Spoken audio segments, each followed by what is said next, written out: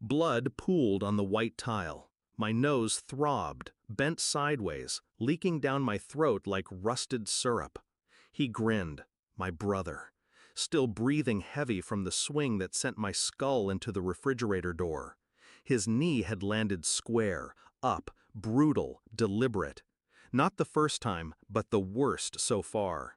I reached for the phone with a shaking hand, cold fingers slipping in my own blood. Mom's voice sliced through the haze. "It's just a scratch." She yanked the phone away. Her knuckles were tighter than the cords in my neck. I looked at her, really looked. No panic, no fear, just inconvenience. Dad didn't even look up from the newspaper. "Drama king," he muttered, always making something out of nothing. My breath staggered in my lungs, not from the hit, from the silence that followed. That's when I knew. I wasn't their son. I was their scapegoat. The thing about survival is, you learn how to disappear inside your own skin. I stopped crying around age 9, learned that bruises under sleeves fade, but silence, that lasts. He always got away with it. My brother, Eli, their golden boy, captain of the wrestling team, dean's list, friendly handshake with the pastor every Sunday, the kind of smile that made people forget to ask questions. And me? They had a word for me. Overreacting, sensitive, a handful.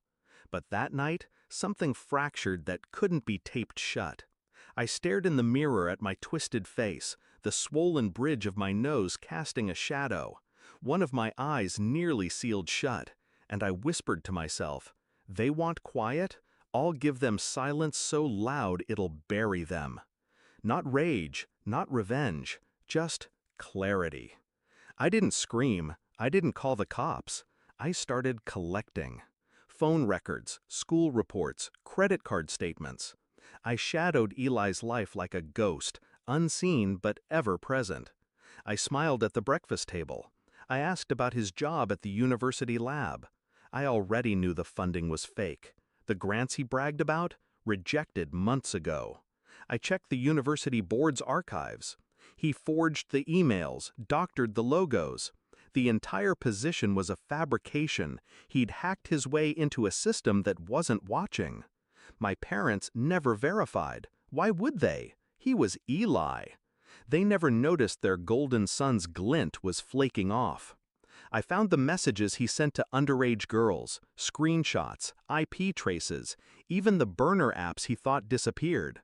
I traced them all, every fake name, every time-stamped file.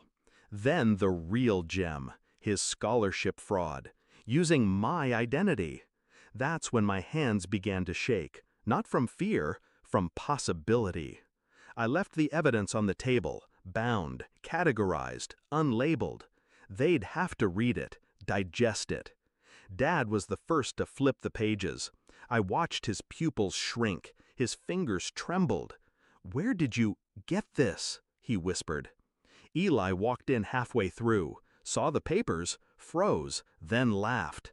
"He's making stuff up again. You're really gonna believe?" I stood, quietly, walked over, held up a photo, a teenage girl. His texts, her age. "I already turned this into the board," I said.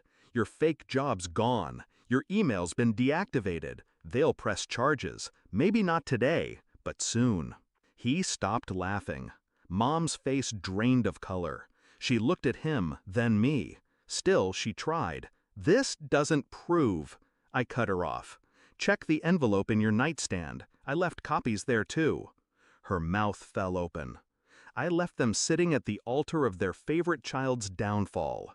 No shouting, no tears, only the sound of pages turning. The university issued a formal investigation. Eli was suspended indefinitely. The girl's parents came forward. Civil suits followed. I didn't testify. I didn't need to. The digital trail was enough. I watched from a distance as their world turned in on itself. Mom came to my room once, knocked. I didn't answer. Dad tried the next day. "We didn't know." "You didn't want to know," I said through the door. They stopped knocking. The whispers started soon after. At church, at the grocery store. People who once beamed at Eli now looked away. I applied to college that fall, under my own name, got a scholarship, no forged signatures required. When I packed my bags, they stood at the stairs, both hollowed out by their own loyalty to the wrong child. I looked at them once, then turned my back. I don't know what became of Eli. Last I heard, he fled the state, avoiding subpoenas. Mom still writes me emails I never open. She signs them with words like family and forgiveness. But I've already buried that name.